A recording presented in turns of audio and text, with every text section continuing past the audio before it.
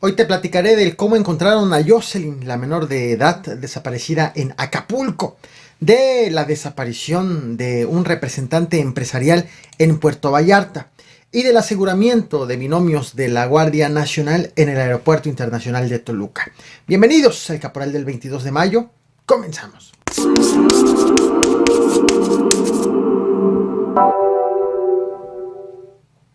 Las elecciones de gobernador en el estado de Hidalgo volvieron a sacar a Humberto Moreira al ojo público. El exgobernador priista de Coahuila, acusado de desvíos de recursos, de ligas con la delincuencia organizada, subió a sus redes sociales un video apoyando nuevamente al candidato de Morena para gobernador del estado de Hidalgo, Julio Menchaca, y aprovechó para criticar otra vez a su cuñada, la esposa de su hermano, Rubén Moreira, a Carolina Villano, candidata a gobernadora de Hidalgo por el PRI, PAN y PRD. De paso, Humberto Moreira negó ser asesor financiero del candidato de Morena. Se trata del segundo posicionamiento de Humberto Moreira en menos de una semana sobre este mismo tema. Sorprendente escuchar a un Moreira dando este tipo de consejos, este tipo de mensajes. Y pues así es como están las peleas en las familias, todo por el poder, por el dinero y sin distingo de partidos políticos. No se dejen engañar por el PRI. No soy su asesor, pero hoy me permito hacer una sugerencia. A él, a Julio Menchaca y a todos. Cuiden la elección. Esta gente es capaz de todo. Son los reyes del fraude electoral en México y están en Hidalgo. Son capaces de hacer cualquier cosa, de traer gente rara para intimidar. Ese día hay que pedir el apoyo de la Guardia Nacional para que cuide la elección, de comprar votos, de hacer promesas que no van a cumplir, de tratar de comprar representantes de casilla, representantes generales, de hacer un fraude electoral. No lo permitan. Julio Menchaca en todas las encuestas va muy por encima de la candidata del PRI. El pasado viernes 20 de mayo te platiqué del rapto de Jocelyn Patricio, una joven de 16 años de edad. Según el novio de Jocelyn, cuando ambos iban a la escuela en Acapulco, hombres armados los interceptaron, golpearon al novio, ambos iban a la escuela, golpearon al novio y a ella la privaron de la libertad. Desde entonces, familiares y vecinos de la joven comenzaron una protesta para exigir a las autoridades pues su búsqueda y localización con vida. Buenas noches, sigo aquí en este plantón tratando de localizar a mi hija. Ya son las 9:30 de la noche y estoy muy desesperada, no he recibido ninguna respuesta, nada de mi hija, no sé nada. Y no nos vamos a mover hasta que sepa, tenga noticias de ella. Quiero que toda la comunidad acapulqueña tenga la solidaridad de apoyarme. Si es necesario ir a cerrar la costera, nos vamos a ir hasta saber y tener noticias de mi hija. Pedimos a la gobernadora, a los ministeriales, los diputados, que nos hagan caso. Somos de acá de la comunidad de San Agustín y mi niña iba a la escuela y no es posible que una niña de 16 años sea víctima de la violencia. Durante el viernes y el sábado las protestas incluyeron la toma de ciertos puntos de la carretera federal México-Acapulco, la toma de casetas y de algunos puntos de acceso al municipio para exigir, como te decía, a las autoridades la aparición con vida de la joven. Las protestas afectaron a quienes entraban y salían del municipio, en tanto que la Guardia Nacional se encargó de replegar en varias ocasiones a los manifestantes.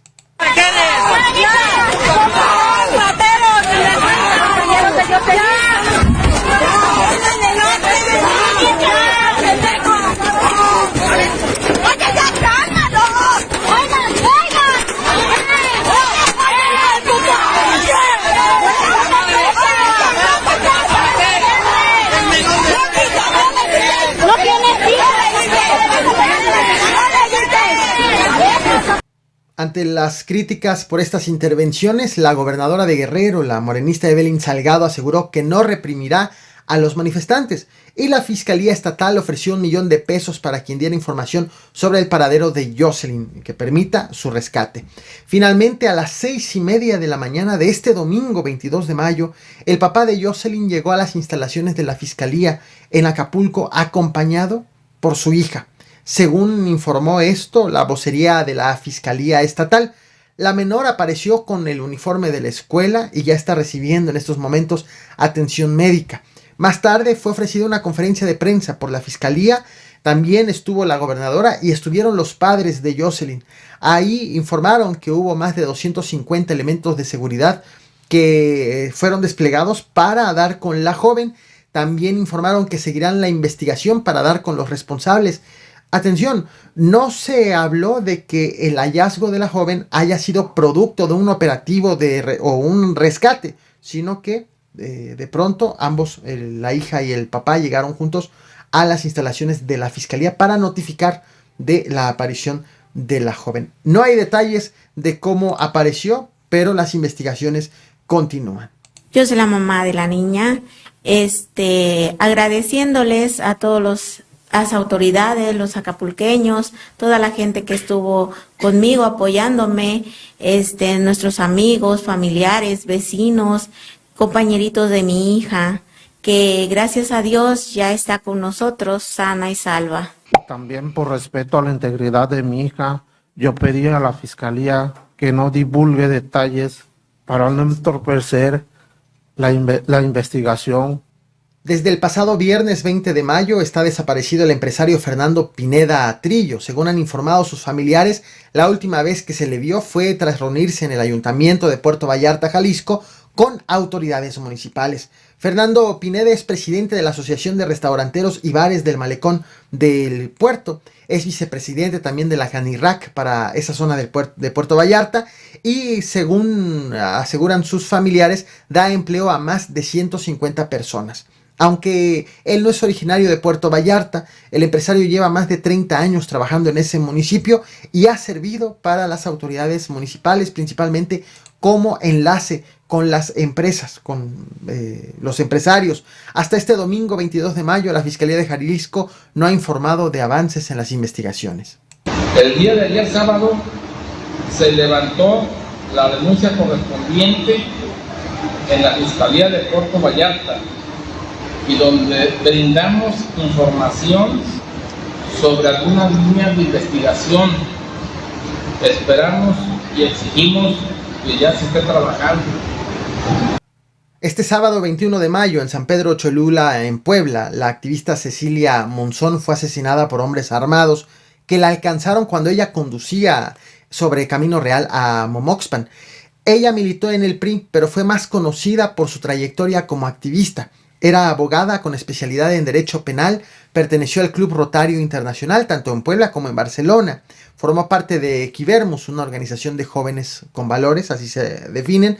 También en su labor como abogada defendió a mujeres víctimas de violencia. Logró quitarle también la candidatura a alcalde al lemecista Manlio López Contreras, luego de acusarlo y de demostrar que ejerció violencia política de género.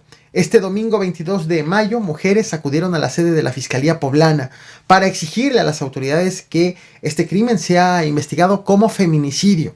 La protesta fue fuertemente resguardada por policías, quienes llevaban escudos, llevaban cascos y que rebasaron en número la cantidad de mujeres que estaba protestando de manera pacífica.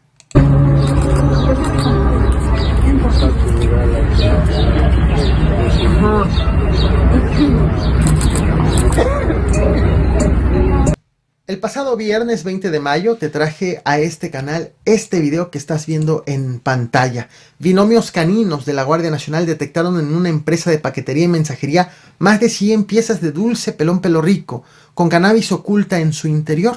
Este paquete partía de Guanajuato con destino a domicilios del Estado de México. Te voy a dejar el link de ese video en la descripción de esa transmisión por si quieres los detalles.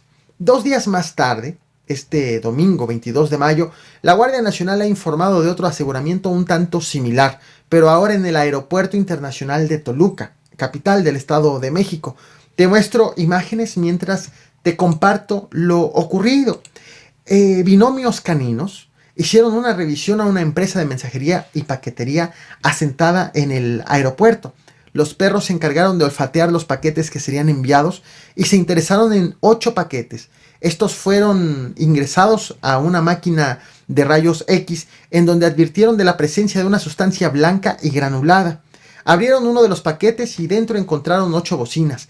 En su interior, una de ellas ocultaba envoltorios con una sustancia parecida al cristal. La otra tenía alrededor de 2000 pastillas, posiblemente metanfetamina. Serán autoridades peritos quienes se encarguen de determinar si lo eran.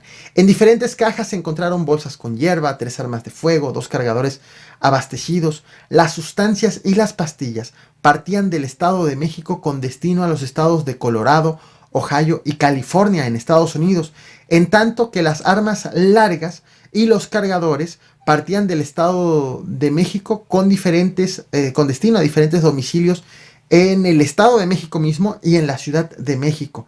Será la Fiscalía General de la República la encargada de dar seguimiento al hallazgo y de hacer las inspecciones necesarias para atender quién envía y quiénes iban a recibir estos paquetes. Así los aseguramientos de la Guardia Nacional, que se han caracterizado por la intervención de perros entrenados. Esto es lo que he preparado para ti. No olvides reventar el botón de like, compartir.